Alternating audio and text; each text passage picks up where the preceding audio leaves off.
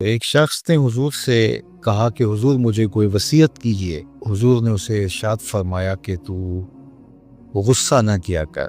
اس نے پھر کہا مجھے وصیت کیجیے، تو آقا کریم نے پھر فرمایا غصہ نہ کیجیے۔ اس نے پھر کہا، یہ بات ایک بار نہیں، اس نے کئی بار حضور سے پوچھی۔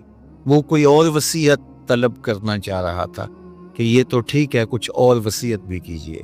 اس سے ایک تو اس شخص کی ذاتی صورتحال ایسی ہوگی، اور دوسری یہ ہے کہ اس نصیحت کی اہمیت کے پیش نظر کہ غصہ جب انسان کو آتا ہے تو وہ مغلوب ہو جاتا ہے اور بہت غلط فیصلے کر بیٹھتا ہے۔ اس لیے بار بار ایک نصیحت پر تاکید کرنا اور اس کا تکرار کرنا اس امر کی طرف توجہ دلاتا ہے کہ ہمیں معاملات کے اندر بہت معتدل رہنے کی ضرورت ہوتی ہے۔ جو شخص غصے کو نافذ کرنے کی طاقت رکھتا ہے، ایک تو ہوتا ہے کہ بندہ غصے سے خود اپنے آپ کو بے چین کرے گا، لیکن اپنے غصے کو نافذ نہیں کر سکتا، غصہ نکال نہیں سکتا، خود پیچ و تاب کھائے گا۔ لیکن یہ وہ شخص ہے جو غصے کو نافذ کر سکتا تھا، اس کے پاس طاقت تھی، لیکن اس نے اس کے باوجود غصے کو ضبط کیا۔ حضور علیہ السلام نے ارشاد فرمایا، قیامت کے دن اللہ تعالیٰ لوگوں کے سامنے اسے بلائے گا، تو اللہ تعالیٰ اسے اختیار دے گا کہ جنت کی حوروں میں سے جس کے ساتھ تم نکاح کرنا چاہتے ہو، جس کے ساتھ تم رہنا چاہتے ہو، تمہیں اس کا اختیار دیا گیا ہے، اس لیے کہ تم نے اپنے غصے کو ضبط کیا، اس کو نافذ کرنے کی طاقت کے باوجود۔ اور ایک روایت حضرت سلیمان بن سرد رضی اللہ تعالی عنہ سے مروی ہے، کہتے ہیں کنت جالسا مع النبی صلی اللہ علیہ وآلہ وسلم، میں حضور علیہ السلام کی مجلس میں بیٹھا ہوا تھا۔ دو لوگ تھے، وہ آپس میں الجھ رہے تھے۔ ان میں سے ایک شخص کا چہرہ غصے سے سرخ ہو گیا، رگیں پھولی ہوئی تھی، اور ایک دوسرے کے لیے سب و شتم کا ماحول پیدا ہو گیا تھا۔ اللہ کے رسول صلی اللہ علیہ وآلہ وسلم نے ارشاد فرمایا، میں ایسا کلمہ جانتا ہوں کہ اگر یہ کلمہ پڑھ لیں تو ان کا یہ غصہ زائل ہو جائے گا، ان کی جو کیفیت ختم ہو جائے گی۔ اور وہ کیا ہے؟ اعوذ باللہ من الشیطان الرجیم۔ یہ پڑھ لیں تو جو ان کے اندر ہے وہ چلا جائے گا۔ تو لوگوں نے اس شخص کو کہا جس کی رگیں پھولی ہوئی تھی اور غصے سے اس کا چہرہ سرخ ہوا جا رہا تھا کہ تعوذ پڑھو، اعوذ باللہ من الشیطان الرجیم پڑھو۔ اور یہ اللہ تعالیٰ نے قرآن مجید میں ارشاد فرمایا ہے کہ جب غصے سے انسان بے قابو ہو جائے تو اس کو چاہیے کہ وہ اپنے غصے سے باہر نکلنے کے لیے تعوذ پڑھے۔ ایک روایت میں ہے اللہ کے محبوب نے ارشاد فرمایا، ان میں سے اگر کوئی شخص غصے میں آئے تو وہ خاموش ہو جائے، تو خاموشی سے غصے کا لیول نیچے آنا شروع ہو جائے گا۔ اور ایک روایت میں ارشاد فرمایا، جب تم میں سے کوئی شخص غصے میں ہو تو وہ کھڑا ہوا ہو تو وہ بیٹھ جائے، اور اگر اس کا غصہ اس سے زائل ہو گیا تو ٹھیک، ورنہ لیٹ جائے۔ یعنی اگر وہ کھڑا ہو تو بیٹھ جائے، اور اگر بیٹھنے کے باوجود بھی غصہ ختم نہیں ہونے پا رہا تو لیٹ جائے، خاموش ہو جائے، تعوذ پڑھے اور بیٹھ جائے یا پھر لیٹ جائے۔ تو یہ چار صورتیں غصے کو کم کر دیتی ہیں۔ تو غصے کو نافذ کرنے کی بجائے کوشش کرنی چاہیے کہ غصہ جو ہے وہ فروغ ہو جائے، کیونکہ غصے میں انسان ایسے امور کر لیتا ہے کہ بعد میں اس کو سخت پچھتاوا ہوتا ہے۔ رات میں حضور علیہ السلام کی اولاد سے ایک شہزادی بیوہ ہو جاتی ہے، تو وہ اپنے بچوں کو لے کر کے سمرقند میں آتی ہے اور پوچھتی ہے کہ یہاں کوئی شخص ہو جو مجبور لوگ، مفلوک الحال لوگوں کی مدد کرتا ہو۔ تو لوگوں نے بتایا کہ یہاں دو بڑے سخی لوگ ہیں، ایک مسلمان ہے اور ایک مجوسی ہے۔ تو اس نے کہا مجھے تو مسلمان کے پاس ہی جانا چاہیے، اور گئی اور کہا کہ میں مفلوک الحال ہوں، میرا خاندان رسول صلی اللہ علیہ وآلہ وسلم سے تعلق ہے، غریب الدیار ہوں، شوہر کا سر سے سایہ اٹھ گیا ہے، یہ بچے ہیں، تو آپ اگر میری مدد کر دیں تو میری سفید پوشی کا بھرم باقی رہے۔ تو اس نے کہا کہ بہت سارے لوگ آتے ہیں اور اس طرح کی باتیں کرتے ہیں، تم بتا سکتی ہو کہ تمہارے پاس کیا ثبوت ہے خاندان رسول سے ہونے کا؟ تو اس نے کہا میں مفلوق الحال ہوں، بچوں کو لے کر کے ہرات سے یہاں پہنچی ہوں، تو میں شجرہ تو ساتھ نہیں لیے پھر رہی، بس میری بات پہ اعتبار کر لیا جائے۔ اس نے کہا کہ میں تیری بات پہ اعتبار نہیں کر سکتا۔ خیر وہ وہاں سے اٹھی اور اس مجوسی کے پاس چلی گئی اور اس کو جا کے بتایا کہ مفلوق الحال ہوں، یہ میرے چھوٹے یتیم بچے ہیں، میں رسول کریم صلی اللہ علیہ وآلہ وسلم کی اولاد سے ہوں، تو آپ اگر میری مدد کر دیں۔ تو اس نے انتظام کر دیا ایک چھوٹے سے گھر کا، اور جو ضروریات کی چیزیں تھی وہ باہم پہنچا دی۔ یہ بھی سو گیا اور وہ مسلمان تاجر بھی سو گیا۔ ابن جوزی لکھتے ہیں کہ جب رات ہوئی تو اس مسلمان تاجر نے، سخی نے، خواب میں جنت کے منظر کو دیکھا کہ ایک خوبصورت محل ہے جس کے پاس حضور نبی رحمت صلی اللہ علیہ وآلہ وسلم کھڑے ہیں۔ تو یہ آگے شوق سے بھرا اور کہا حضور یہ محل اگر آپ مجھے عطا کر دیں۔ تو فرمایا یہ ایک مسلمان کا ہے۔ تو کہا میں بھی تو مسلمان ہوں۔ فرمایا تیرے مسلمان ہونے کا ثبوت کیا ہے؟ آنکھیں کھل گئیں، ماضی کا سارا قصہ ذہن میں تازہ ہو گیا، اور وہ جو لفظ کہے تھے کہ تیرے سیدہ ہونے کا ثبوت کیا ہے، وہ لفظ احساس پہ ہتھوڑے برسانے لگے اور نکال دیا گیا دربار رسالت سے۔ صبح ہوئی تو ڈھونڈتا پھرتا ہے کہ کل یہاں کوئی سید زادی اپنے بچوں کو لے کر کے آئی تھی، کسی کو پتہ ہو تو لوگوں نے بتایا کہ وہ فلاں مجوسی ساہوکار اور سخی جو ہے اس کے پاس ہے۔ تو وہ گیا اور دروازہ کھٹکھٹایا اور قدرے وسیلے انداز میں کہنے لگا کہ ہمارے نبی کی بیٹی ہے اور آپ کو حق نہیں پہنچتا ہے، ان کی خدمت ہمارا ہی حق ہے، بلکہ کہا 300 دینار لے لو اور جلدی کرو ہمارے سپرد کر دو۔ تو اس نے مسکرا کے دیکھا، کہا کہ میں نے تو انڈٹھا سودا کیا تھا، اب تو منظر دیکھ چکا ہوں، جہاں رات آپ کو دھکے دے کر نکالا گیا وہاں مجھے وعدہ دیا گیا کہ تو نے میری بیٹی کی خدمت کی ہے، تجھے اور تیری نسل کو جنت کی ضمانت دی جاتی، اور میں تو حضور کے ہاتھ پہ کلمہ پڑھ کے اسلام قبول کر چکا ہوں۔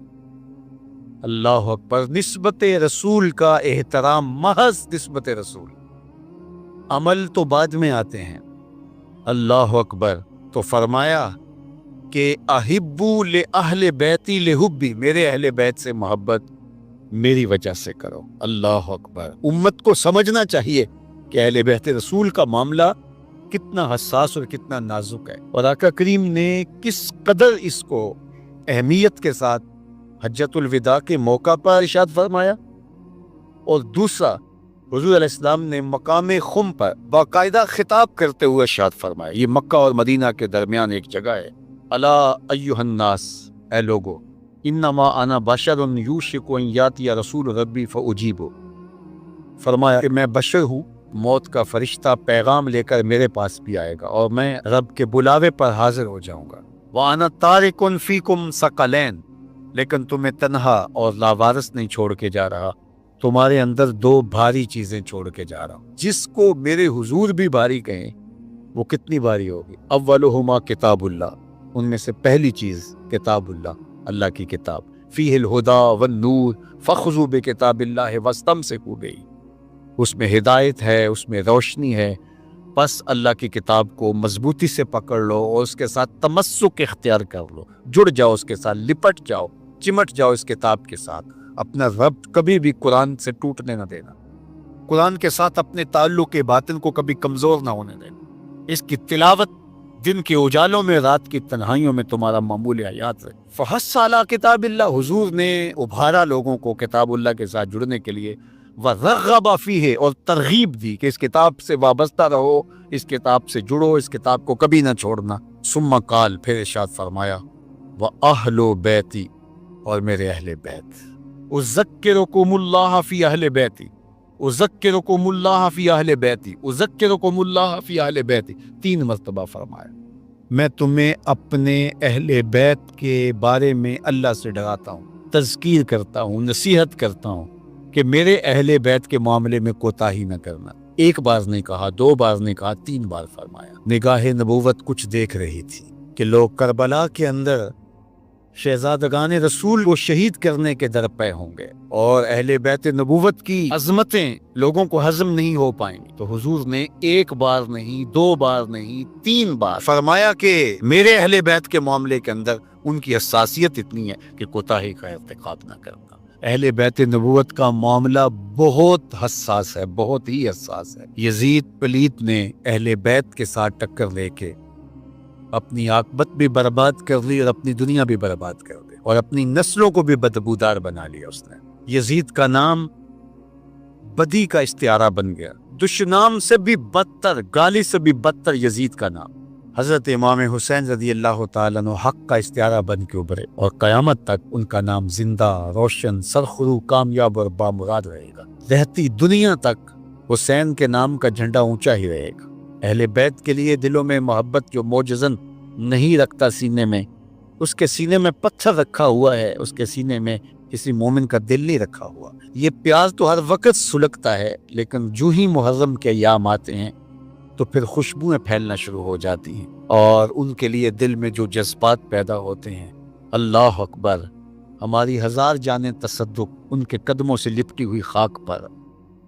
دین کے جھنڈے کو جس طرح انہوں نے اونچا رکھا، سرخرو اور سر بلند کیا، قیامت تک یہ امت خراج پیش کرتی رہے گی اور محبتوں کے نذرانے ان کی چوکھٹ پر پیش کرتی رہے گی۔ یہ ایک کافر تھا، وہ کہتے ہیں بڑا زور آور تھا، تو وہ یہ گائے کی کھال بچھا کر کے اس کے اوپر کھڑا ہو جاتا اور لوگوں کہتا کہ اس کو اگر ہمت ہے تو میرے نیچے سے کھینچ کے دکھاؤ، میں نے دبا دیا اس کو۔ وہ ہمارے یہاں ہوتا نا، یہ میرا بازو پکڑو اور چھڑا کے دکھاؤ، یا میں بازو پکڑتا ہوں تو چھڑا کے دکھاؤ۔ تو اس زمانے میں وہ کھال بچھاتا اور اس کے اوپر کھڑا ہو جاتا اور کہتا کہ کھینچو، اور 10 آدمی اس کھال کو کھینچتے، لیکن وہ کھال کھینچی نہ جاتی۔ ان لوگوں کے زور سے کھال ٹوٹتی رہتی، حتیٰ کہ جو اس کے پاؤں تلے دبی ہوئی جگہ تھی وہ رہ جاتی، باقی لوگ توڑ دیتے۔ اتنا زور آور تھا۔ تو یہ اس کی کہانی ہے، لیکن یہ بتائی گئی ہے سب لوگوں کی جس کو اقتدار ملے، زور ملے، زر ملے اور کوئی منصب مل جائے تو پھر کہتا ہے بس ہم چوما دیگرے نیست، ہمارے جیسا کوئی زمانے میں ہے ہی نہیں۔ اس نے کہا زمانے میں بندے 2 ہی ہیں، ایک تو اور ایک میں۔ اس نے کہا اگر صحیح چھان نہ لگائیں تو میں ہی میں ہوں، تو بھی نہیں ہے۔ تو بندہ کہتا ہے میرے پر کسی کا بس نہیں چل سکتا۔ جب اقتدار پاس ہوتا ہے، جب دولت پاس ہوتی ہے، جب چھاتی میں زور ہوتا ہے، جب قبیلہ خاندان پشت پہ کھڑا ہوتا ہے، تو پھر انسان یہی کہتا ہے کہ نہیں نہیں، میرا کون مقابلہ کر۔ یہ ایک انسانی طبع ہے بھی کمزور، لیکن تھوڑی سی ہوا بدو، یہ کیسا غبارہ ہے، فوراً پھول بھی جاتا ہے، لیکن کوئی معمولی سی سوئی چبھ جائے تو ساری ہوا بھی نکل جاتی ہے، اور اگر تیزی سے کوئی چیز ہو تو پٹاخہ بھی لگتا ہے۔ تو یہ غبارہ پھول جاتا ہے تھوڑی سی ہوا سے، تکبر کی ہوا سے، دولت کی ہوا سے، اقتدار کے نشے میں یہ پھول کے کتنا بڑا ہو جاتا ہے۔ اَيَحْسَبُ أَن لَّن يَقْدِرَ عَلَيْهِ أَحَدٌ، کہتا ہے میں اتنا بڑا ہو گیا ہوں، میرے اندر اتنی ہوا ہے، میرے اوپر کسی کا بس کیسے چل سکتا ہے۔ یقول، وہ کہتا ہے اہلکت مالا لبدا، میں نے ڈھیروں مال فنا کر دیا۔ جب وہ مال نمائش میں خرچ کرتا ہے تو پھر اس کی تصویریں بھی جاری کرتا ہے، پھر لوگوں کو بتاتا بھی ہے دیکھو میں نے یہ گھر کا گیٹ لگایا تو کس کے کتنے پیسے لگ گئے، شادی پہ میں نے اتنے کی آتش بازی کر دی۔ پہلے تو کہتا میرا کوئی بگاڑ نہیں سکتا، میں طاقتور ہوں، میں بڑے بڑے ڈاکٹروں سے علاج کروا سکتا ہوں، کوئی مجھے تکلیف نہیں پہنچا سکتا، میرے اثر و رسوخ بہت سارے، کچہریاں میں خرید لیتا ہوں، تھانے میں خرید دیتا ہوں، کیسے ہو سکتا ہے، میں طاقتور ہوں، میرا اثر و رسوخ بہت ہے۔ پھر کہتا ہے میں نے فلاں معاملے میں اتنا مال لگا دیا، اتنا مال فلاں لگا دیا۔ وہ اپنے مال کے فضول خرچ پر لوگوں سے داد لے رہا ہوتا ہے۔ اللہ اکبر۔ ایحسب ان لم یرہ احد، یہ اس کی ساری بات بیان کرنے کے بعد اب یہ دیکھیں، ایحسب، وہ گمان کرتا ہے، وہ بھول گیا ہے، فراموش کر گیا اس بات کو، ان لم یرہ احد، کیا اس کو کسی نے نہیں دیکھا؟ یہ اللے تللے فضول خرچیاں، یہ مال کو یوں اڑانا اور نمائش کرنا، میں نے دیکھا ہے یہ مذہب والے لوگوں میں بھی ہے کہ آپ جامعہ کے لیے فنڈ مانگیں تو آپ کو نہیں دیں گے، اور ایک بے عمل ناتخواں ہوگا تو اس کے اوپر ایسے پیسے پھینک رہے ہوں گے، کیونکہ یہاں تو چپکے سے آپ نے داخل ہو کے پیسے دیے، رسید لی اور چلے گئے، لیکن وہاں تو ویڈیو بھی بن رہی ہے. تو وہاں پھر انسان ایسے اڑاتا ہے خوش دلی کے ساتھ. وہ خوش دلی روحانی تسکین کی نہیں ہوتی, وہ نفس کی تسکین ہوتی. حظ روح نہیں ہوتا, حظ نفس ہوتا ہے. اگر اسلام کی روح اور قرآن کا مطالعہ ہماری زندگی میں آ جائے اور قرآن جو بتاتا ہے وہ ہم سمجھ جائیں تو زندگی نور نلا نور ہو جائے. ہم پھر اللہ کی مخلوق کے لیے نرم دل ہو جائیں. کل اب جس طرح باپ بیٹوں کے لیے ہوتا ہے, اس طرح حضور علیہ السلام کی امت کے لیے ہماری شفقت ہونی چاہیے. فرمایا یہ ایک دیوار کی طرح ہے. اسلام کی تعریف کیا کی گئی ہے؟ مسلمان وہ ہے کہ جو رات کو 100 نفل پڑھتا ہے. مسلمان وہ ہے جو دن کو اتنے پارے ختم کرتا ہے. نہیں, المسلم من سلم المسلمون من لسانہ و یدہ. مسلمان وہ ہے جس کے ہاتھ اور جس کی زبان سے دوسرا مسلمان محفوظ ہو. تو کیا ہمارے ہاتھ سے, ہماری زبان سے دوسرے مسلمان محفوظ ہیں؟ آج ہم دوسروں پر کیچڑ اچھالنا اپنی ذمہ داری سمجھتے ہیں. آج کا سوشل میڈیا بھرا ہوا ہے دوسروں کے عیوب کو اچھال. حضرت ابو